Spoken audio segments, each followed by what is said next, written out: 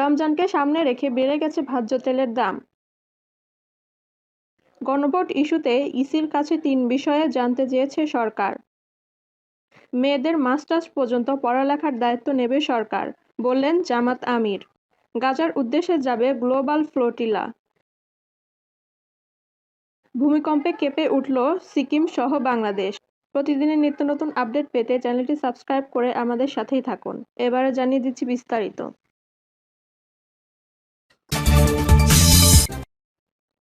মাহে রমজানকে সামনে রেখে দেশের বাজারে হঠাৎ বেড়ে গেছে ভোজ্য তেলের দাম। তবে মিল মালিকরা বলছে, বিশ্ববাজারের বাড়তি দামের প্রভাব এখনো বাজারে নেই। এক শ্রেণীর অসাধু ব্যবসায়ী সয়াবিন ও পাম তেলের দাম বাড়িয়ে দিয়েছেন।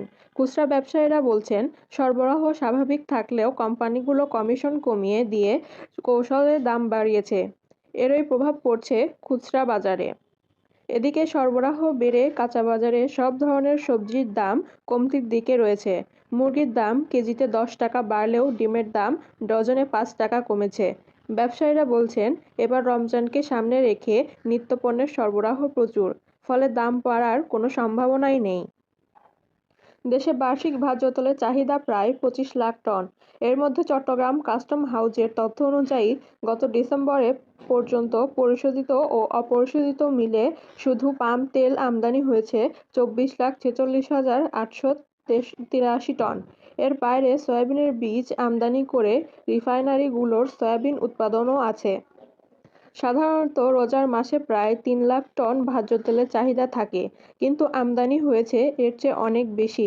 গত ডিসেম্বর ও জানুয়ারি মাসেই প্রায় 4.5 লাখ টন ভোজ্য তেলের আমদানি হয়েছে বলে জানান সংশ্লিষ্ট সূত্রগুলো। এছাড়াও চট্টগ্রাম বন্দরে খালাসের অপেক্ষায় আছে 3টি ট্যাংকার বোঝাই প্রায় 1 লাখ টন সয়াবিন তেল। কিন্তু তবুও বাজারে দাম বেড়েই চলেছে। গত মাসের মাঝামাঝি সময় থেকে সয়াবিন, পাম তেল, সুপার পাম ও ডালের দাম ঊর্ধ্বগতি লক্ষ্য করা যাচ্ছে। বর্তমানে বোতলজাত সয়াবিনের মধ্যে 5 লিটারের বোতল কোম্পানি ভেদে 930 টাকা থেকে 960 টাকা পর্যন্ত বিক্রি হচ্ছে, যা কিছুদিন আগেও কোম্পানি ভেদে 25 টাকা কম ছিল। গতকাল বৃহস্পতিবার খোলা সয়াবিন তেল বিক্রি হয়েছে প্রায়। গণভোট ইস্যুতে ইসির কাছে 3 বিষয়ে জানতে চেয়েছে সরকার। জুলাই চার্টার বাস্তবায়ন ও গণভোট ইস্যুতে হের পক্ষে কার্যক্রম পরিচালনা সংক্রান্ত আইনগত ও বিধিগত বিষয় পরিষ্কার করতে নির্বাচন কমিশনের কাছে 3টি সুনির্দিষ্ট প্রশ্নের ব্যাখ্যা চেয়েছে অন্তর্বর্তী সরকার। গণভোটকে কেন্দ্র করে রাজনৈতিক দল, সাধারণ ভোটার ও ইসির মধ্যে যেন কোনো তাৎক্ষণিক সংকট বা বিভ্রান্তি তৈরি না হয়, সে লক্ষ্যে এই উদ্যোগ নেওয়া হয়েছে। সরকারের পক্ষ থেকে জানতে চাওয়া বিষয়গুলো হলো, গণভোটের পক্ষে প্রচার কত সময় পর্যন্ত চালানো যাবে বা কখন তা বন্ধ করতে হবে, ভোট গ্রহণের দিন ভোটারদের গণভোটের পক্ষে উদ্বুদ্ধ করতে বা জনমত গড়ে তুলতে আলাদা নির্বাচনী ক্যাম্প স্থাপন করা যাবে কিনা এবং গণভোটের পক্ষে পৃথক পোলিং এজেন্ট নিয়োগের সুযোগ আছে কিনা। ইসি সূত্র জানায়, গতকাল বৃহস্পতিবার প্রধান উপদেষ্টার বিশেষ সহকারী অধ্যাপক আলী রিয়াজের দফতর থেকে ভোটের আগে ও পরে গণভোট সংক্রান্ত কার্যক্রমের আইনগত ব্যাখ্যা জানতে নির্বাচন কমিশনের সঙ্গে যোগাযোগ করা হয়। তার একান্ত সচিব সহায়ক কর্মকর্তা হিসেবে কমিশনের সঙ্গে আলোচনা করেন। সংসদ নির্বাচন ও গণভোট অনুষ্ঠানের 1 সপ্তাহ আগে এই যোগাযোগ হয়।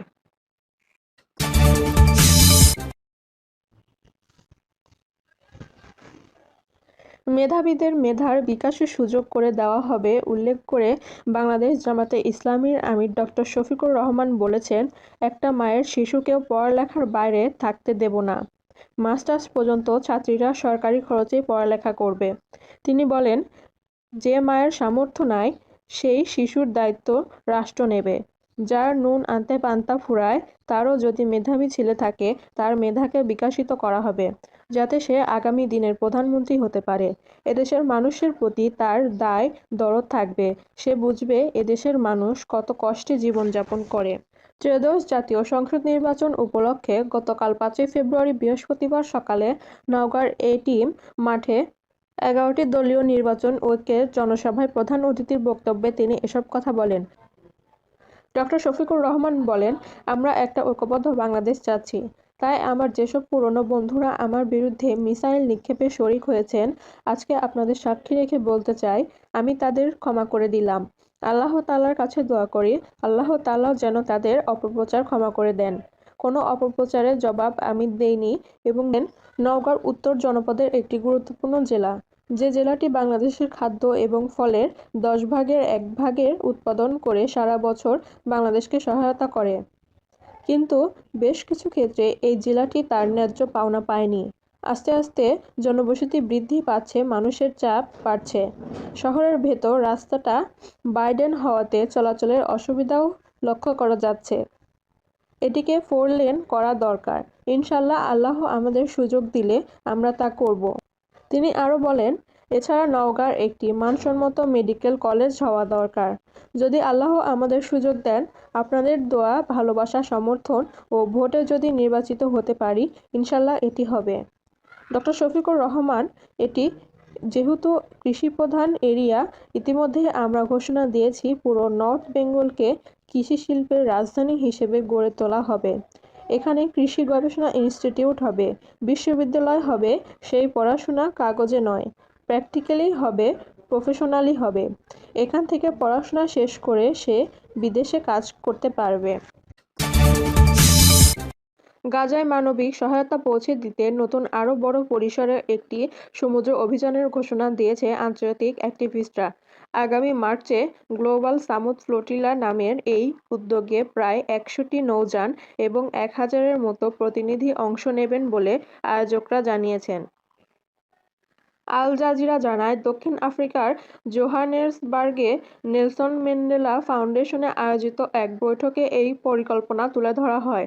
আয়োজকদের ভাষ্যমতে, এটি গাজার পরিস্থিতিকে কেন্দ্র করে ইসরায়েলের নীতির বিরুদ্ধে এখন পর্যন্ত সবচেয়ে বেসামরিক মানবিক হস্তক্ষেপ হতে যাচ্ছে।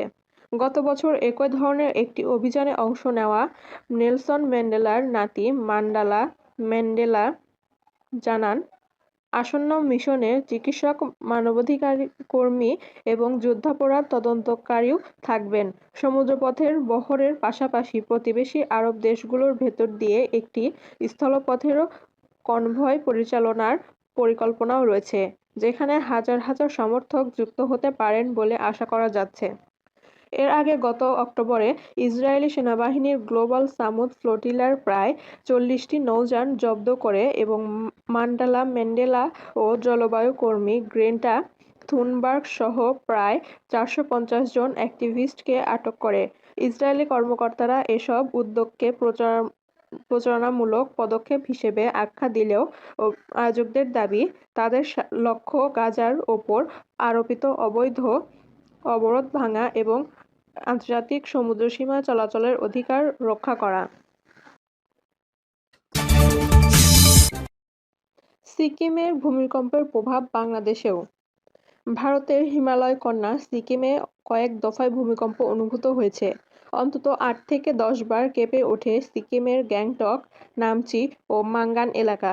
সিকিমের এই ভূমিকম্পের প্রভাব পড়েছে বাংলাদেশেও। বিশেষ করে রংপুর বিভাগের জেলাগুলোতে তীব্র কম্পন অনুভূত হওয়ায় মানুষের মধ্যে আতঙ্ক ছড়িয়ে পড়েছে। ভারতের ন্যাশনাল সেন্টার ফর সিসমোলজি এবং মার্কিন ভূতাত্ত্বিক জরিপ সংস্থার তথ্য অনুযায়ী ভূমিকম্পের কেন্দ্রস্থল ছিল সিকিমের নামচি এবং মাঙ্গান এলাকায়। বাংলাদেশের সময় অনুযায়ী বৃহস্পতিবার রাত ১টা ৩৯ মিনিটে প্রথম কম্পনটি অনুভূত হয়, যার মাত্রা ছিল রিক্টার স্কেলের ৪.৬। এরপর রাত ২টা ৫০ মিনিটে ৪.৪ মাত্রায় এবং ভোর ৩টা ৩১ মিনিটে ৪.০ মাত্রার আরও দুটি মাঝারি কম্পন অনুভূত হয়।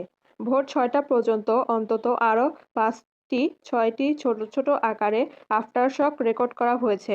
কম্পনগুলোর গভীরতা ছিল ভূপৃষ্ঠ থেকে মাত্র ৫ থেকে ১০ কিলোমিটারের মধ্যে, যা অত্যন্ত অগভীর হওয়ার কারণে কম্পন বেশি অনুভূত হয়েছে।